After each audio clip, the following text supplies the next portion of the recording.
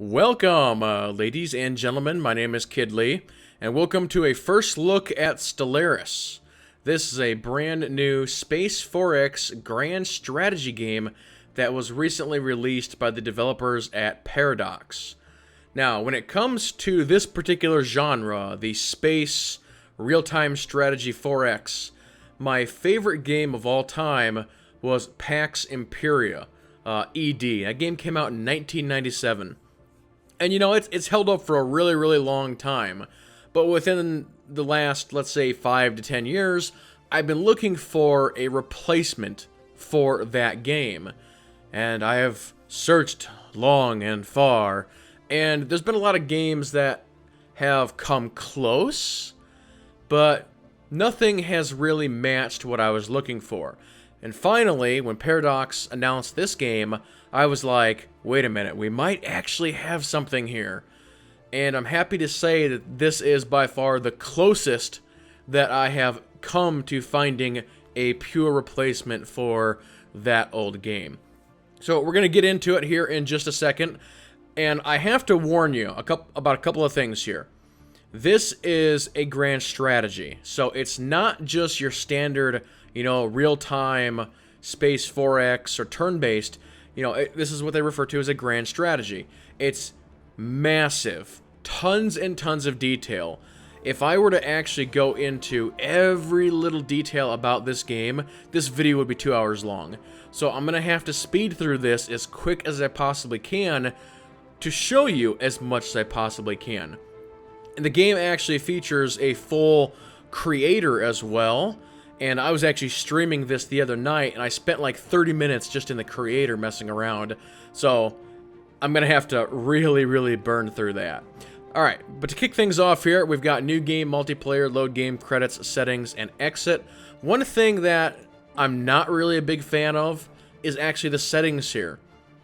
There's very few options here, which is really weird. There's like no graphical options at all.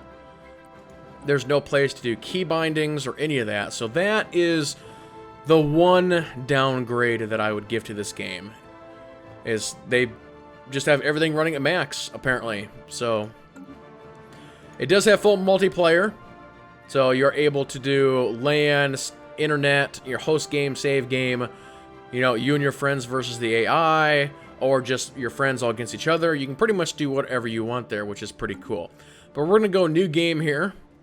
And as soon as you start a new game, you're able to choose from several pre-made groups if you choose to do so, or empires is a better word, or you can create your own. And this is where things start getting really, really crazy. So you can see a bunch of options have appeared sort of on this left side. So when you're creating your species, your home world, your empire, and your ships, you have to go through all these options. So we're going to start with appearance here. So you can actually choose what your species looks like. Mammal, reptilian, bugs, birds, fungus. They've got all kinds of crazy stuff here. So just for our very speedy run through here, we're going to just select the normal human here. Name. And you've got several different variations that you actually have to do. There's random generators as well, which is pretty cool. So we'll just go with that. Name list. So there's a bunch of options you have for actually selecting what your name generation is going to look like. And I should note that everything in the game is renameable, which is a major, major feature for something like this. You can rename your leaders, your ships, your fleets, your planets, your solar systems. All that stuff can be completely customized, which is really, really cool. So we'll just go for human 1 here. Racial traits. So you start with automatically only 2 points left, and as we just slowly roll through these, you see that some of them are 2, some are 1, some are 5, and some of them will actually give you a point back. But and again, we're not going to go through all of these, we don't have the time, but like intelligence, engineers, adaptive, extremely adaptive, the negative ones, non-adaptive, breeding, talented, quick learners, very strong, weak. And you see that all of these have stats that go with them. So very strong, as an example, army damage plus 40%. Minerals plus 10%. So this is sort of your first customization and on how you actually want your civilization to be. So here for just fun, we'll go natural engineers and what's another good one here? Quick learners, sure. That's gonna go ahead and put us at 0. And we'll go ahead and put next. Now you get to actually choose your starting ruler. Again, male or female here. There are some hairstyles you can mess with. Actually, some types, hairstyles. You can mess with your clothing, and again, there's a random generator as well. Next, we'll go into the homeworld. Homeworld name, star name, starting solar system, and what do you want your planet to actually look like? So, pretty cool stuff there. Go ahead and hit next. City appearance. What do you want your city to actually look like? Saw that option there. Next, we're under Empire, Government, and Ethics. So you get to pick 3 of these, and whatever you pick over here on the left side determines what type of government you can choose over on the right side. So as an example here, there is sort of the military ones, the spiritual ones, and you can see here it's like +5 to happiness. Or this one, army damage, war happiness, influence gain. So there's just all kinds of stuff you can do there. So we'll just choose that one, that one, and that one. And you can see over here then which ones are no longer grayed out. So these are the actual government types that we can choose from. And again, just for demonstration purposes, I will unclick those and let's click these, let's say. And you can see which ones have changed. Actually, I don't even have them all selected. Oh, I'm out of points? I'm out of points. Never mind, I can only select 2 there. Because the orange ones, or that orange one in particular, was a cost of 2. And again, these different government types have different things that they will actually do. So, we'll just go ahead and we'll go that one. We'll hit next. Empire name. Flag. Full flag customization. You can do primary and secondary colors. We're going to be the Heart Federation.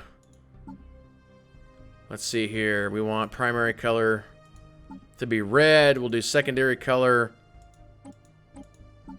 like this. There we go. Perfect. Heart Federation for the win.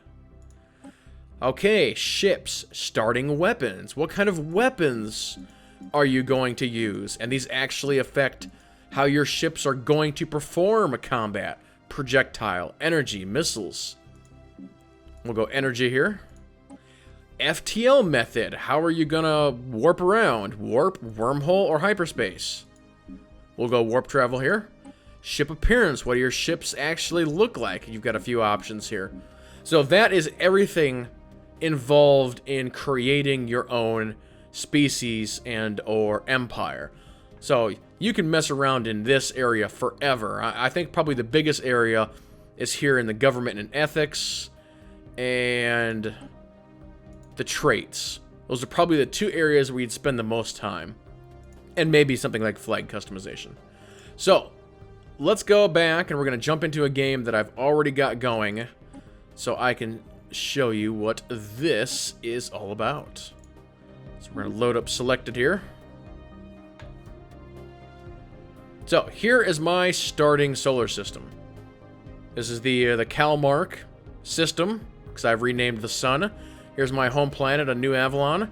And I actually went with the actual real-life Earth sector. So it's like over here, here's Mars, here's Mercury, and you can see the bigger ones. You know, here's Jupiter, with all of the individual moons. And you'll see graphically, this game looks pretty good. We can actually zoom in here. You know, there's the sun rotating around. We'll actually go back to what was Earth, but it's now New Avalon. You can see it spinning there. And it's not just top-down, it's 3-dimensional as well. So I can actually take my mouse, I can zoom in, we can spin around. So fully 3D, and this is running in real time, but I do have it paused at the moment. With the game speed, you're able to both increase and decrease your game speed, however you like. And just to give you an idea of the scale of this game, when you're actually making a game, you can actually tell it different things. Like, I want to be able to do this and that and this when you actually make your game. And I selected 400 stars for this one, and that is on the lower end. So again, here's my solar system. We can go ahead and go to this mode, and this shows my territory. So this is all of the red is my area. We've got Alpha Centauri, and we got this other sector over here, and then we've got some more. Now from here, I'm going to start to slowly zoom out. And just remember that each star you see, or each beacon of light you see, is a solar system with planets that you can survey and you can conquer and all these things. So we're going to start to zoom out. And again, look at all the points of light. More, more, more. So there's our solar system. There's a lot to do with 400 stars. I mean, think about 1,000 stars. You'll be playing this game for the rest of your life. Crazy. And that's what the grand strategy is all about. It's massive, massive scale. Now, let me go ahead and try and get into some of the details here. If you're familiar with games like Civilization or other Space 4X's, a lot of this is going to be very familiar. You are gathering resources, you are building up, you're starting from your one solar system, and you're branching out. You know, the game has got a combat system, it's got a ship builder, it's got a research system, it's got everything you'd ever want in one of these games. The research system is something I'm going to point out because it's a little bit different. In a lot of games like this, you have a tree, and you start at one end of the tree, and you go to the other end of the tree, or maybe it's a web and you're branching out. The way that the research is done in this game is it uses a card system. So here I have got 3 scientists that are working on different technologies right now. And so what happens is it actually comes up like this. And you have to choose one of these cards. And there's also a rarity to them. You know, almost like the World of Warcraft or standard MMO color scheme. You know, your greens, your blues, your purples, your oranges, that sort of thing. So you can see here that this gal here is working on a green, this guy's got a purple, and this gal has got an orange. And the card I just brought up is all blues. So what you are actually able to select is something that actually is going to rotate and change. So if you see a super rare one that comes up, you'll probably want to go ahead and grab it and make sure that you don't lose it. But you can kind of see, just as I flip around between these 3, some of the colors on how they have actually come up. So that sort of explains that system. We're going to briefly go into a planet. And this is what the actual planetary screen looks like. So you have got the planet summary, the surface, your armies. Hold on, get out here, Jarvis. Armies and spaceports. You actually have to manage all of these tabs on every single planet that you own. Now, the game uses an advisor system, and you have to have an advisor for everything. A planetary advisor, a fleet advisor, so forth and so on. And your advisors actually age. So it's in some games, you get your advisor, you level them up, and you have them forever. In this game, they'll actually age and then die, and then you have to replace them. It's just another thing that you have to manage. So we've got Governor Ron Allen here. He's the governor of New Avalon, or this particular sector, and we can actually click on him. Or if I go to change. Lets us hire, dismiss, Quiet you. Actually, let me go back here. Okay, so here, his age is actually 55. And there are things that you can get in the game that will extend the life of your people. Like right now, off the top of my head, I want to say that my governors and different people are going to live to probably at least 130 to 150 because of the tech that I have. So you can see that Ron Allen is currently at level 2. This one up here is only at level 1. And you can see they've got experience boosters and happiness, construction time, and they even have their own individual traits. The Factions tab provides... Quiet, Jarvis. The guy keeps popping up. He's the tutorial guy. And that's actually one thing that I should mention is the tutorial in this game is a little on the weak side. if you are familiar with these types of games, you can pick it up pretty quick. If you've never played a game like this, you're going to have to do a lot of searching around to figure out where everything is and how everything works. But back to the new Avalon screen here for a second here. You can see that there are resources that are being made by this planet, and this actually deals with a surface type. So all of these squares, these are what they call pops. And you're able to actually build on these, and that's how you get your resources. So if you think of this from Civilization, you have your town, and you've got your tiles or hexes around your town that have the farms and all that stuff. It's basically the same thing, except for it's just all on this screen. So I can actually right-click on one of these, Some buildings may cause and here's like all the adjacency things that I can effects to build. other buildings in neighboring tiles. And as you unlock more research, you're able to build more things. So you're able to build a structure on one of these tiles, and then you have to make sure you have a person working the tile. Again, very similar to Civilization.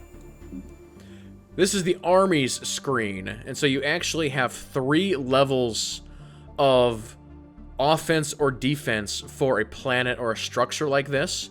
You have got the ground, you have got atmosphere, and you have space. So you're actually able to put defenses or offenses in all 3 of these locations.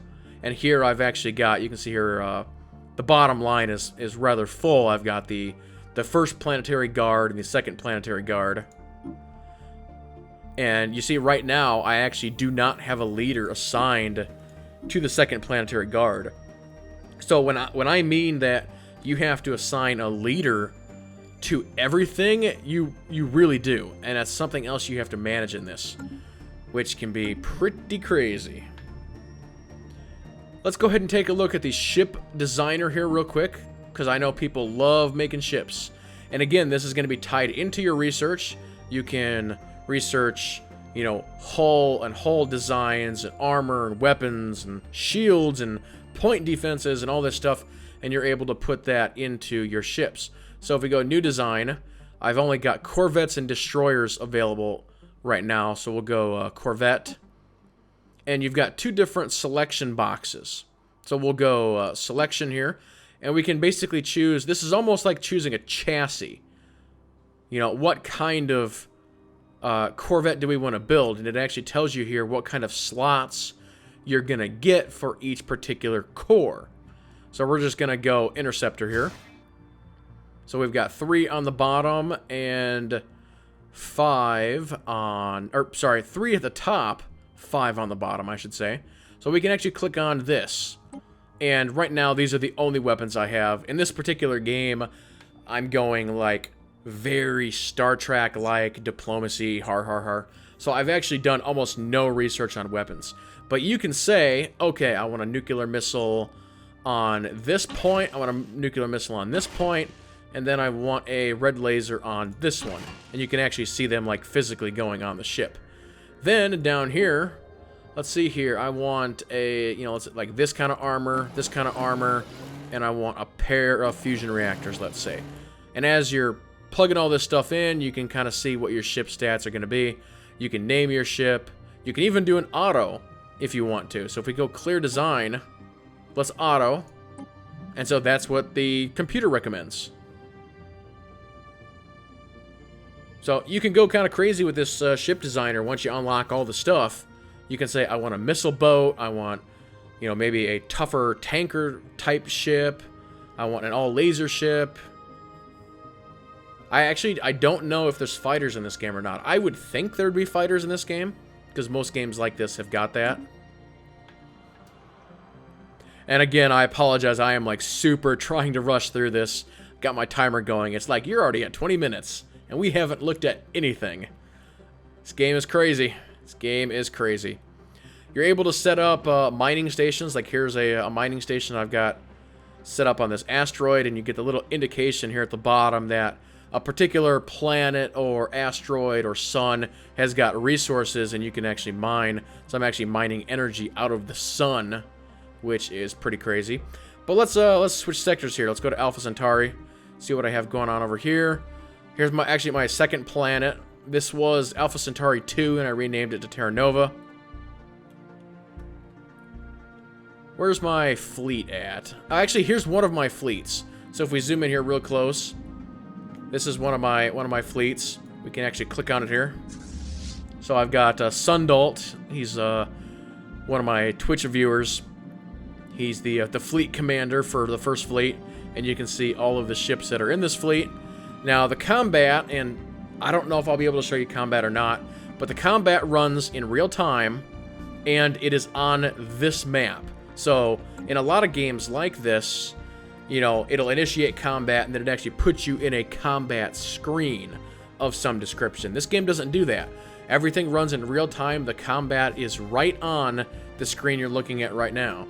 So we can actually take our guys here and we could tell them to engage, and they would just engage the enemy.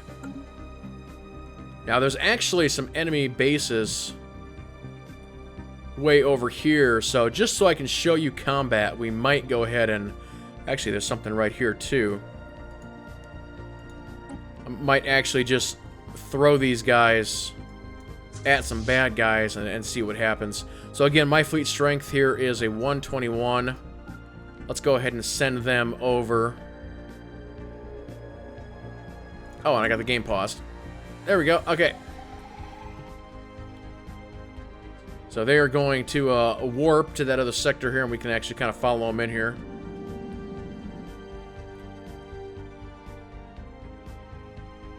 And I'm actually going to go ahead and go to this other... Okay, yeah, there's a pirate base here, which is way stronger than I am. So I'm going to send my guys in to die, most likely. But at least I'll be able to show you combat. So here we've got... here's my warp signature. You see how I'm warp in there.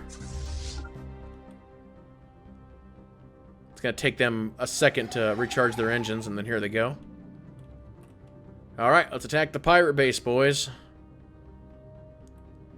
So a 121 versus a 233. I'm pretty sure I'm gonna die. But here we go. Attack target engaged. Fleet, move in. But at least you'll be able to see what the combat looks like as we fly over the giant Class F star right there. Da-dun, da-dun. Getting close to the pirate base. Hostile fleet engaged. Uh-oh. Hostile fleet detected. Here we go. Oh, lost my camera angle there. See, we're already launching missiles at it. And I'm going to go ahead, I'm going to select here, so we got a battle screen. You can see my nuclear missiles going off and my little red lasers. Come on, guys, you can do this, right? It's got some pretty good defenses.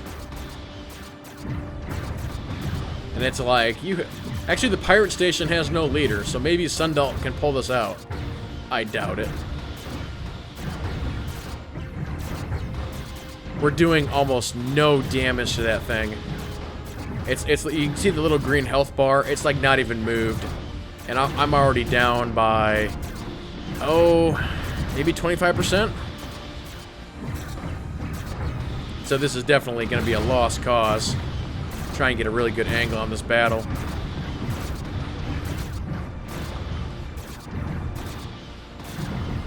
I've already lost at least one ship. Actually, we are doing a little bit of damage to it. I think we're going to need a bigger boat.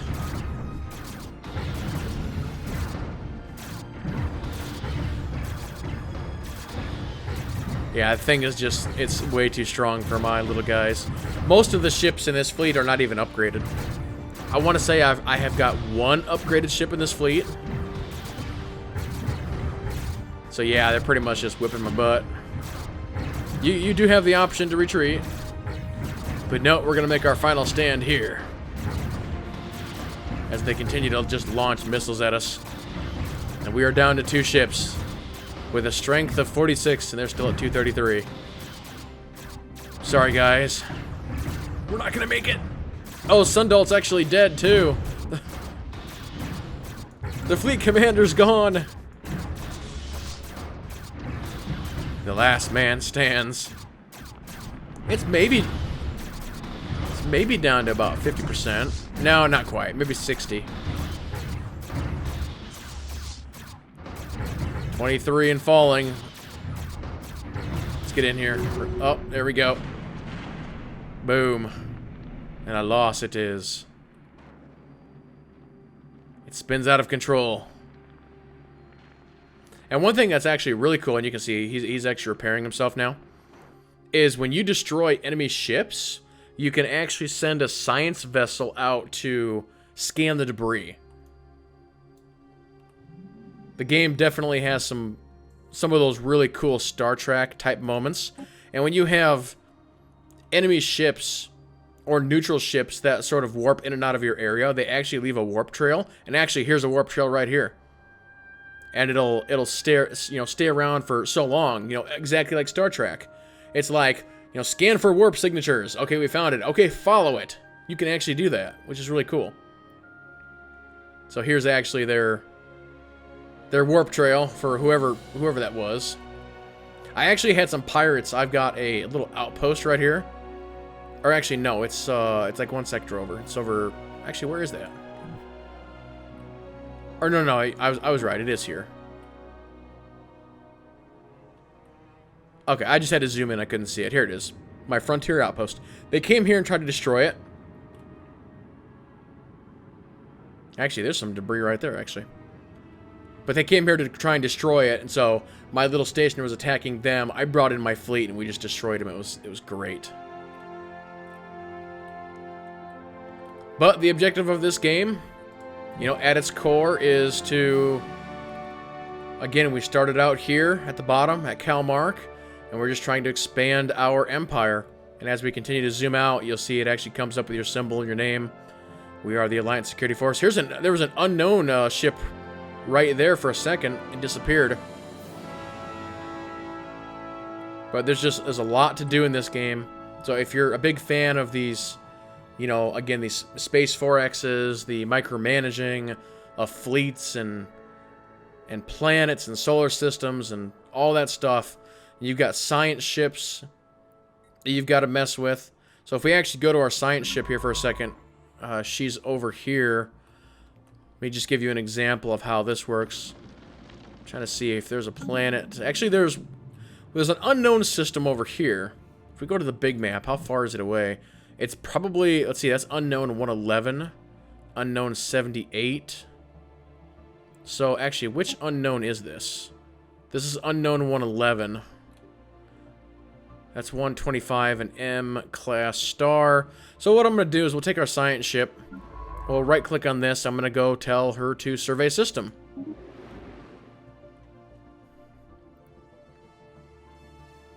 So she'll go ahead and do that and tell us everything that's in that system. Good, bad, and the ugly. And then I can determine whether or not I want to try and conquer it or not. And the game's got, the full diplomacy system as well. Screen, we see it. I actually have not met Species tab lists all anybody else yet, except for the pirates and the weird aliens that don't talk to me. But yep, as I mentioned before, there's the technology screen, the situation log, the ship designer, the contacts, the empire screen. So here is where you can actually come in. You've got your governors, your scientists, your admirals, your generals. You can recruit more. You can sort of see all their stats.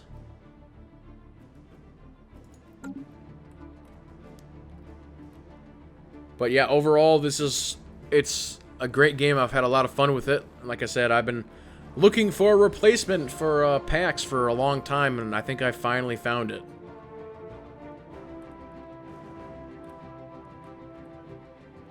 So, I'm trying to think here for a second. Okay, we've actually got our scientist over here now. So here they are right there. So they're speeding towards this planet, and I can actually select her, and that's her path of surveying through the solar system. But we can actually get a little bit of a look here at some of these planets. We got a frozen world. We have got a barren world. What do we have up here? Another barren world. Looks like a lot of junk. Probably good for resources, but what do we have here? No, this whole system is pretty junky. pretty junky. Toxic world, that's even worse. So, other than resources, there's nothing here that I can use.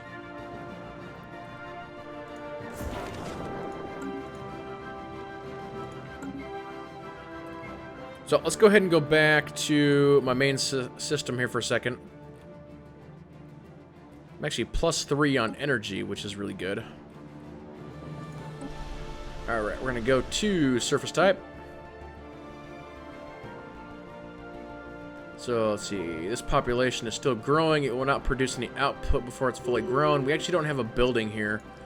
We have got some upgrades that need to happen. Power plant 1. Upgraded power plant 2. Same for you. Upgrade to power plant 2. Upgrade to hydro farm 2. And some of these have got the adjacent bonus. You can see these little triangles here. So they're getting a bonus. Build. You need to build something. The question is, actually, we need more power. Either power or food. I think we're doing, I mean, we're at a +17 on minerals. Power is the one that we're, like, super shaky on. A power hub. Sounds like a marvelous idea. It's gonna take a lot of resources to build that. But I think we need it. It's going to get rid of our society research.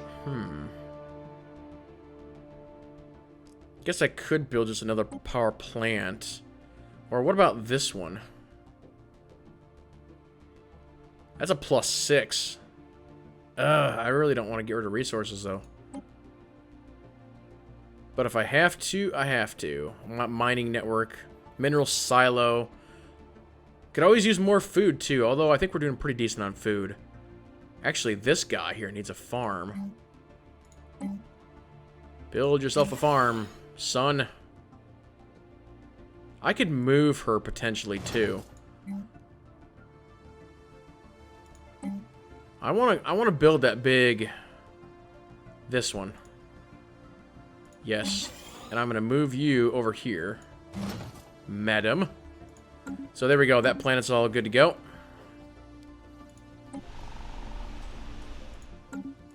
Now let's go take a look at Terra Nova here real quick.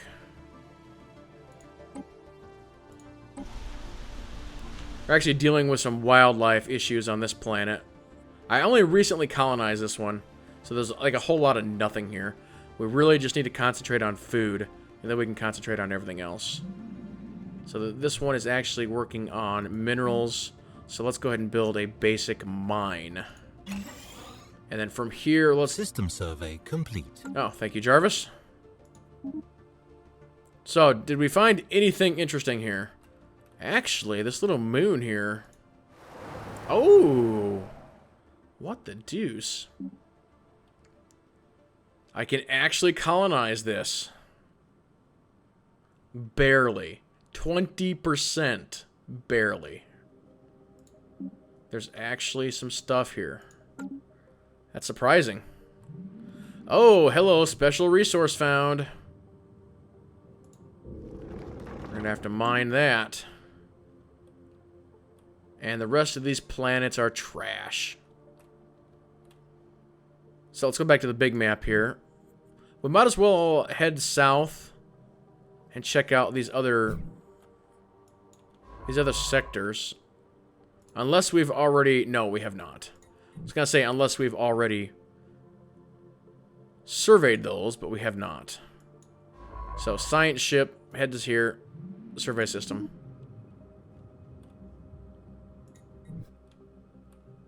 Yeah, so she'll go down and then over and then back over to the other area. I think that'll work out pretty good.